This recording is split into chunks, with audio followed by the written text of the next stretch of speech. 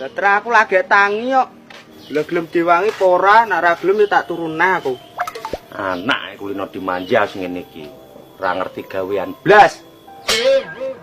Manja apa? Wong kene sembarang-barang golek dhewe kok. Mandake enane wedhusku ya mbok doli napa? Wong wedhus didol nggih nempur wae ya melok mangan ngono lho. Lah kok cek nyalahne pake lho. Demen wae lah adik-adikmu keluwen. Lah ngono kuwi lah ya tanggung jawabe wong tuwek to, Pak. Kuwi lek wong tuweke mampu to, Le. Kowe kan yo ngerti dhewe, Pakmu jarang mampu. Kon mampu kondi, lah sama nangger duit curan, duit saithik lho bingung lah arep tombok nomor. Genah lek oleh yo mangan bareng-bareng wong sak omah ngono lho. Kok ora mikir to kowe iki? Apa nolehi? Lah mosok rong tau oleh to, Le? Urung, genah sampean nek tombok nomor mesti ngongkon aku ngono kok. Ya sabar, ditrateni suwe-suwe berapa panggah oleh. Oleh kupon kuwi ya. Lah iya. Iki Pak kaya ngono kaya betah to krim iki. Idolno kono ae lah. Timbo ya masane dijol nih. Nak cara aku ora digandoli mak kae dhisik wis lunga, Pakno, Pakno.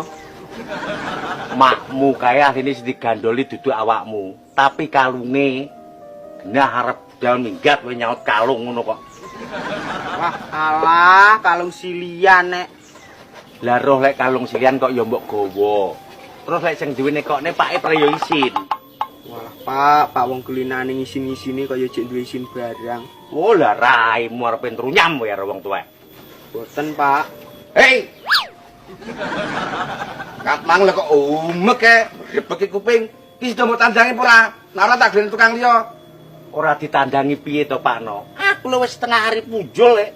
Arep kok golekne wong ya rugi no aku. Mangkane kuwi saiki ndang marekno, engko nek wis mari gek ndang bayaran ngono lho. Iki lho wis mari, karek sing urung. Kuwi jenenge rong mari wuk. Wis saiki ndang budal tuku gedhek sing apik kena lho. Piro regane gedhek? 3 juta cukup? Ya kliwat cukup no, Pakno. Hei, wis kuwi dekeken bantalmu kel jawan duwite lho. Yo, Pak.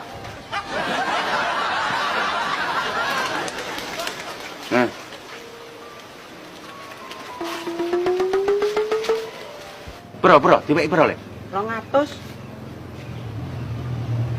Ngene ngomong 3 juta cukup ora? Lutik 200.